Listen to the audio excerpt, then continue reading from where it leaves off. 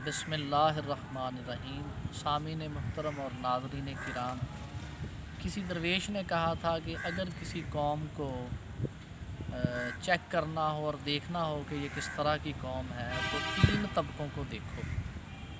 Number 1، اس قوم کے جو علماء ہیں ان کو دیکھو۔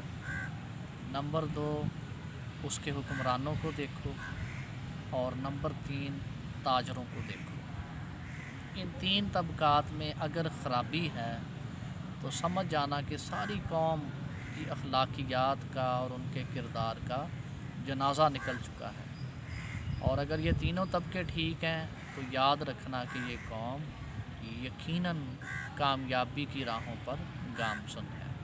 اب یہ 3 باتیں اگر ہم ذہن نشین کر کے اپنی قوم کے بارے میں دیکھیں تو ہم پر یہ نقطہ اشکار ہوتا ہے کہ نہ ہی حکمران اور نہ ہی اس قوم کے جو علماء ہیں وہ اور نہ ہی تاجر، تینوں ٹھیک نہیں ہیں۔ بلکہ اگر یوں کہا جائے کہ تینوں طبقے بہت ہی زیادہ خراب ہو چکے ہیں تو یہ غلط نہیں ہوگا۔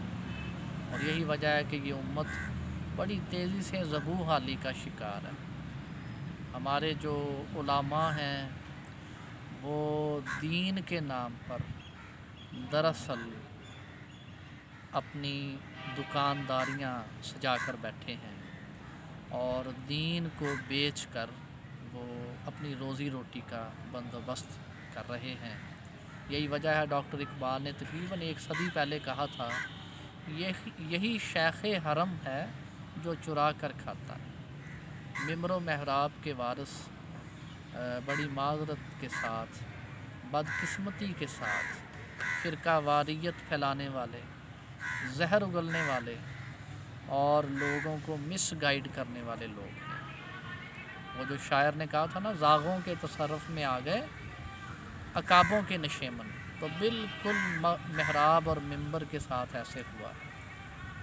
یہاں پر وہ لوگ براجمان ہیں جو فرقہ واریت کی بات کرتے آپ کو نظر آئیں گے، جو آپ کو معاشرے میں دنگا و فساد اور فتنہ بپا کرنے والے نظر آئیں گے، اور جو لوگوں کو دین اسلام کی صحیح تعلیمات سے روشناس کروانے کی بجائے اپنی من گھڑت تعویلیں اور من گھڑت تشریحات بتانے والے نظر آئیں گے۔ تو یہ تمہارا طبقہ ٹوٹلی خراب ہو چکا ہے، ٹوٹلی خراب ہو چکا ہے۔ کہیں سے ہمیں حق کی آواز ملائیت سے نظر نہیں آ رہی، بلکہ وہ جو ڈاکٹر اقبال نے کہا تھا کہ گلا تو گھونٹ دیا اہل مدرسہ نے تیرا، اب کہاں سے آئے گی صدا لا الہ الا اللہ۔ تو ہمیں لا الہ الا اللہ کہنے والے نظر نہیں آتے، بلکہ ہمیں ملائیت میں یا بریلوی نظر آتے ہیں، یا وہابی نظر آتے ہیں، یا دیوبندی نظر آتے ہیں، یا شیعہ نظر آتے ہیں۔ ممبر و محراب پر وہ لوگ بیٹھے ہیں جو لوگوں کو مسلمان نہیں بنا رہے، بلکہ فرقہ واریت کا گھناؤنا کھیل مسجدوں کی آڑ میں کھیلا جا رہا۔ تو یہ تو ہمارا طبقہ مکمل خراب ہو چکا ہے۔ دوسرا طبقہ، اگر ہم اپنے حکمرانوں کی بات کریں تو انتہائی معذرت اور افسوس کے ساتھ یہ کہنا پڑتا ہے کہ حضور علیہ الصلوۃ والسلام نے جو منافقین کی 3 نشانیاں بتائی تھیں وہ بدرجہ اتم ہمارے آج کے حکمرانوں میں موجود ہیں۔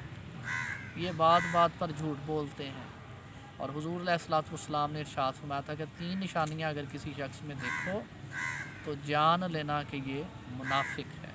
حضور نے فرمایا تھا وہ بات کرے گا تو جھوٹ بولے گا، اور اگر اس سے کوئی وہ وعدہ کرے گا تو وہ اس میں خیانت کرے گا، وعدہ خلافی کرے گا، اور اگر اس کو کوئی امانت سونپی جائے گی تو وہ بددیانتی کرے گا۔ تو بدقسمتی کے ساتھ ہمارے اس قوم پر جو حکمران مسلط ہیں، عرصہ دراز سے ایسے حکمران ہیں جو جھوٹ کا بیوپار کرتے ہیں اور الیکشن کمپین میں کیے گئے وعدوں کی بنیاد پر الیکشن جیت جاتے ہیں، لیکن بعد میں وعدوں کی خلاف ورزی کرتے ہیں اور پھر امانت میں خیانت کرتے ہیں۔ لوٹ کھسوٹ اور ان کے سکینڈلز آپ کو اخبارات میں گزشتہ کئی برسوں سے مل رہے ہیں اور آئندہ بھی ملتے رہیں گے جب تک اس طرح کے حکمران ہم پر مسلط ہیں۔ اور تیسرا درویش نے کہا تھا کہ جب کسی قوم کے تاجر خراب ہو جائیں تو تاجروں کا بھی یہی حال ہے.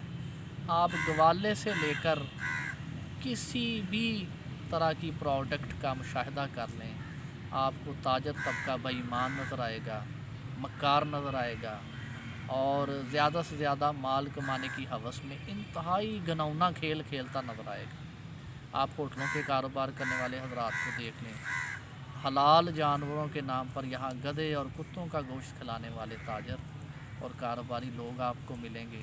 مرچوں میں اینٹیں پیسنے والے، دودھ میں ملاوٹ کرنے والے، واشنگ مشینوں میں دودھ بنانے والے، اور جعلی ادویات. ابھی چند دن پہلے میں اخبار میں پڑھ رہا تھا کہ ملک پاکستان میں 3000 ایسی فیکٹریوں کا پتہ چلا ہے جو جعلی ادویات بنا رہی ہیں.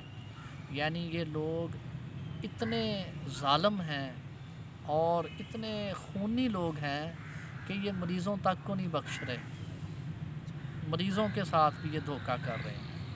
تو درویش نے کہا تھا جب یہ 3 طبقے خراب ہو جائیں تو سمجھ جانا کہ وہ پوری قوم ہی خراب ہے. تو بدقسمتی سے ہمارے تینوں طبقے خراب ہو چکے ہیں. اللہ تعالی ہم سب کو بھی ٹھیک کرے اور ان تینوں طبقات کو بھی ٹھیک کرے.